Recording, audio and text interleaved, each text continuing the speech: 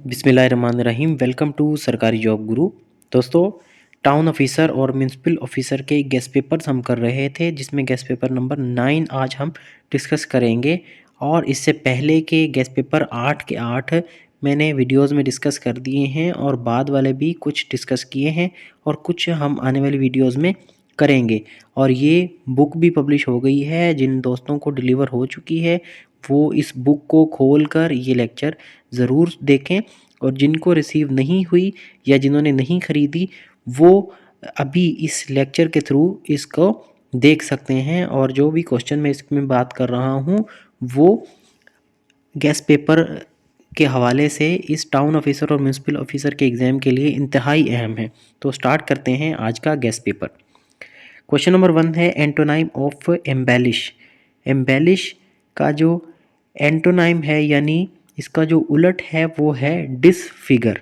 ठीक है, एम्बेलिश का मतलब होता है किसी भी चीज़ को इम्प्रूव करना। फिर है द सिनोनियम ऑफ विर्चू। विर्चू का सिनोनियम क्या है? विर्चू का सिनोनियम है डिग्निटी। विर्चू का मतलब ये है कि किसी भी इंसान के अंदर अच्छाई, ठीक है, या अकीदत, तो उसका सी है डिग्निटी, किसी की अज़मत, ठीक है, उसमें अच्छापन जो है वो इसका मतलब है। तो विर्चू का सिनोनियम हुआ डिग्निटी, यानी ऑप्शन सी। क्वेश्चन नंबर 3 है द सिनोनियम ऑफ डीपन। डीपन का मतलब ये होता है कि किसी भी चीज़ को गहरा करना, गहराई में लेके जाना। ठीक है जनाब, तो इसका सी ऑप्शन सही है, इंटेंसिफाई।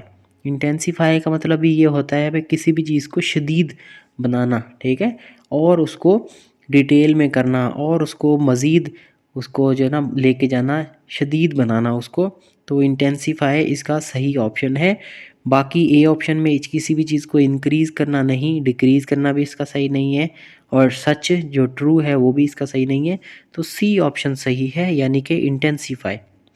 चौथा है everybody blamed him dash the accident. अब इसमें प्रेपोजिशन लगाना है आपने।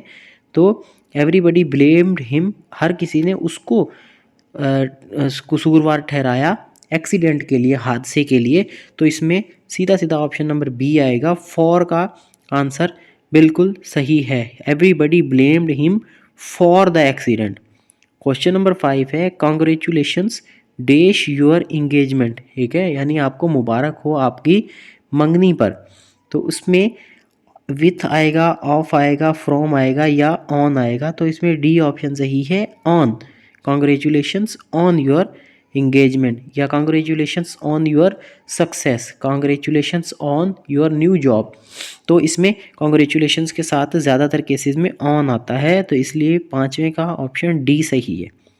छठा है she is sick dash her job. She is sick of her job, यानी इसमें बी ऑप्शन सही है, सिक के साथ ऑफ आता है। क्वेश्चन नंबर 7 है एंटोनाइम ऑफ स्टेगनेंट। स्टेगनेंट का है क्वेश्चन नंबर 7 का मतलब ये है कि स्टेगनेंट एक जगह पर खड़ा हुआ, रुका हुआ, जमा हुआ या साबित। और इसका उलट होगा मोबाइल। मोबाइल का मतलब ये होता है कि जो एक जगह रुका हुआ ना हो, मूव हो सके, ठीक है, जिसमें जो है ना वो मोबिलिटी हो, एक जगह से दूसरी जगह जाने की सलाहियत हो। तो बी ऑप्शन इसका सही है। 8वें में एनालॉगी दी हुई है एयर इज़ टू एटमॉस्फेयर। तो वाटर किसका होगा? यानी क्या होता है, एटमॉस्फेयर के अंदर एयर होती है, ठीक है, या एयर से मिलके एटमॉस्फेयर बनता है। तो वाटर से मिलके क्या बनेगा? वाटर से मिलके ओशियन बनता है। तो इसमें बी ऑप्शन बिल्कुल सही है। तो जो लोग बुक में देखें, अगर question number guess paper number 9 में क्वेश्चन नंबर 8 को हमने अगर उसका आंसर आपको नहीं मिला हुआ तो वो इसका आंसर बिल्कुल सही है। कौन सा? बी ऑप्शन सही है, 8 का बी, ओशियन। क्वेश्चन नंबर 9 है एंटोनाइम ऑफ ब्रिलियंट। ब्रिलियंट का मतलब बहुत ज़्यादा अच्छा, ठीक है, या बहुत ज़्यादा चमकदार। तो उसका बी ऑप्शन सही है, डल। तो इसका एंटोनाइम होगा डल, बी ऑप्शन बिल्कुल सही है। देन एनालॉगी है mother is to daughter and father is to. तो ऑब्वियसली मदर से अगर डॉटर है तो फादर से क्या होगा? सन। इसका सही आंसर होगा। देन है what is the name of official residence of prime minister of United kingdom. तो यूनाइटेड किंगडम के जो यूके है उसके प्राइम मिनिस्टर का, वज़ीर आज़म की ऑफिशियल रेजिडेंस का क्या नाम है, यानी उसके जो महल है या वो जहाँ पर रहता है उसका क्या नाम है। तो ए ऑप्शन में है वाइट हाउस, बी में है 10 डाउनिंग स्ट्रीट, सी में है बुकिंगम पैलेस और डी में है एलएससी पैलेस। तो ये थोड़ा सा मैं इसका ओवरव्यू दे दूं। वाइट हाउस जो है वो अमेरिका के सदर का घर है और उसके साथ साथ कुछ ममालिक के जो सदर होते हैं उनके घर को वाइट हाउस कहा जाता है। फिर है बुकिंगम पैलेस। बुकिंगम पैलेस कहते हैं जहाँ पर जो ब्रिटेन की क्वीन है, जैसे क्वीन एलिज़ाबेथ हैं अभी, तो वो जहाँ रहती हैं उसको बुकिंगम पैलेस कहा जाता है। और एलिसी पैलेस जो है ये फ्रांस के सदर की ऑफिशियल रेजिडेंस को कहा जाता है। तो बी ऑप्शन जो है 10 डाउनिंग स्ट्रीट, ये है प्राइम मिनिस्टर ऑफ यूके की ऑफिशियल रेजिडेंस। अभी जो प्राइम मिनिस्टर हैं बोरिस जॉनसन यूके के, वो जहाँ पर रहते हैं या उससे पहले के जो भी वज़ीर आज़म रहते थे उनको के घर को, ऑफिशियल रेजिडेंस को 10 डाउनिंग स्ट्रीट कहा जाता है। तो ये था थोड़ा सा ओवरव्यू इसके बारे में जो मैंने आपको दिया। क्वेश्चन नंबर 12 है which of the following is famously known as land of thunderbolts. Thunderbolts बोलते हैं तूफानों को, ठीक है, जो बहुत ज़ोर के तूफान आते हैं उनको कहते हैं थंडरबोल्ट्स, जिसमें बारिश और बिजली की जो चमक होती है, कड़क होती है, वो एक साथ सब कुछ आता है तेज़ हवाओं के साथ, उसको बोलते हैं थंडरबोल्ट। तो लैंड ऑफ थंडरबोल्ट्स कहते हैं भूटान को। सही है जनाब, बी ऑप्शन इसमें सही है।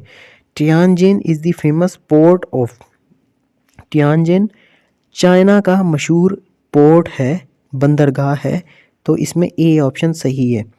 14वां है Ataturk is an airport of. Ataturk किसका एयरपोर्ट है?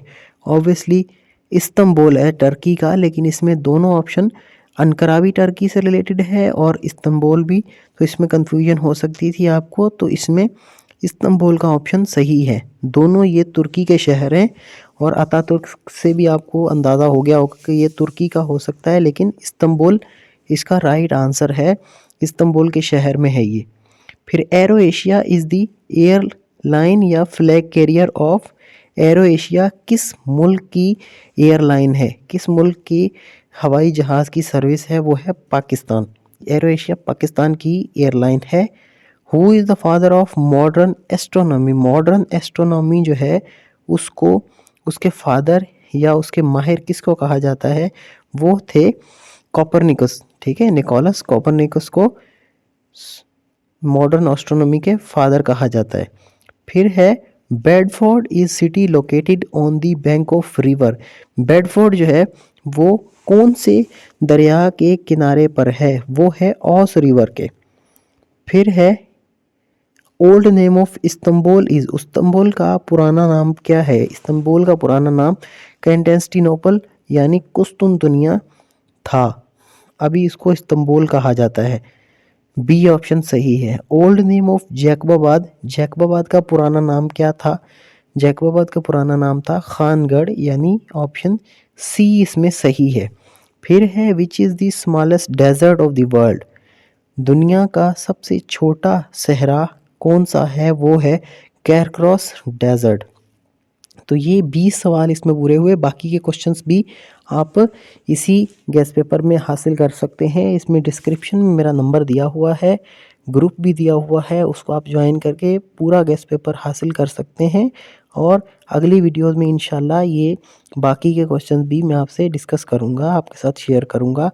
तो अगर जिसने अभी बुक हासिल नहीं की तो मुकम्मल गेस्ट पेपर हासिल करने के लिए आप जल्द से जल्द वो बुक भी हमसे हासिल कर सकते हैं। उसका प्रोसीजर भी डिस्क्रिप्शन में दिया हुआ है, या आप जो ये नंबर दिया हुआ है जो वाटरमार्क में भी, इस पर कांटेक्ट करके आप ये बुक हासिल कर सकते हैं। Thank you.